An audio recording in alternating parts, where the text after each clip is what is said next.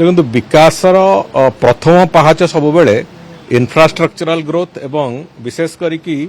Road एवं rail infrastructure उपर जो कम्युनिकेशन इन्फ्रास्ट्रक्चर उपर ये पूरापूरी भाव में निर्भर करे। तेणुकरी से दृष्टिकोण राज्य सरकार संपूर्ण रूपे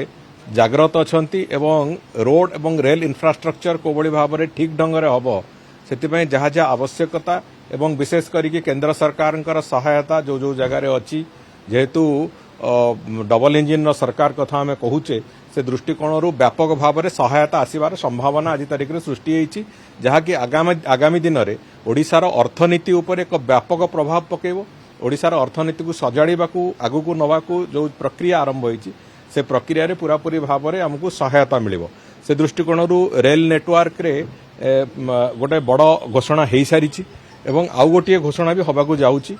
किंतु रोड नेटवर्क बाबद रे भी आज तारीख रे नेशनल हाईवे एक व्यापक भाव में पाखापाखि 20,000 कोटी टंकार काम आज तारीख रे चलवा प्रक्रिया रे अच्छी जो गुड़ा चली काम एवं ता बाद सेगुड़िक केमती त्वरान्वित हम जोटा कि दीर्घ दिन धरिकी गत सरकार समय अवहेलित होगी पड़ता विभिन्न समस्या ताकू जमी त्वरान्वित करिकी आमे काम आरंभ करूँ से बाबद में जहाँ जहाँ निष्पत्ति नवा कथा निया हो सारी एवं गतकाली माननीय मुख्यमंत्री अध्यक्षतार एक उच्चस्तरीय बैठक भी अनुष्ठित होती एवं आसंता दिन मानकरे ओडिशार रोड नेटवर्क को पूरा कंप्लीट करने एक फ्यूचरिस्टिक अप्रोच दवापाई आगामी 2036 पर्यंत जो इकोनॉमिक ग्रोथ रो जो रास्ता खोला है से जो योजना है से रास्ता को आगू को दवापाई रोड नेटवर्क रो कौन आवश्यकता अच्छी ताकू यही 5 वर्ष भितर आम संपूर्ण करूँ से दृष्टिकोण एक बड़ योजना आमे केंद्र सरकार को रोड नेटवर्क को ओडिशार डेवलप करने अनुरोध करिछु एवं से बाबद रे भी विशेष चर्चा आलोचना हबो एवं जो चालुथिबा प्रोजेक्ट गुड़िक बाबद रे भी केंद्र परिवहन विभाग मंत्री केंद्र रोड ट्रांसपोर्ट विभाग मंत्री श्री सामान्य श्री नितिन गडकरी जी अध्यक्षतार एक बैठक आसंता काली हबो जो कि माननीय मुख्यमंत्री भी जोगदेवे मु जोगदेवी एवं मुख्य शासन सचिव समेत अनेक सीनियर ऑफिसर से जोगदेवे जो कि संपूर्ण रूपे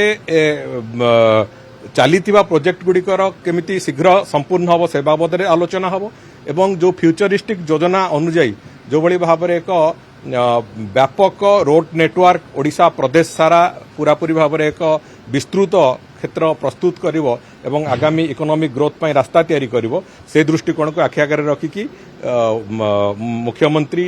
माननीय केंद्र मंत्री को अनुरोध भी करेंगे ओडिशा तरफ एवं आमे आशा करूँ डबल इंजिन सरकार जेहेतु निश्चित भाव में ओडिशार विकास पाई जहाँ जहाँ आवश्यकता से कथा केंद्र सरकार भी करेंगे। कोस्टाल हाईवे कथा नहीं कि निश्चित भाव में चर्चा आलोचना हेबो एवं कोस्टाल हाईवे को नहीं कि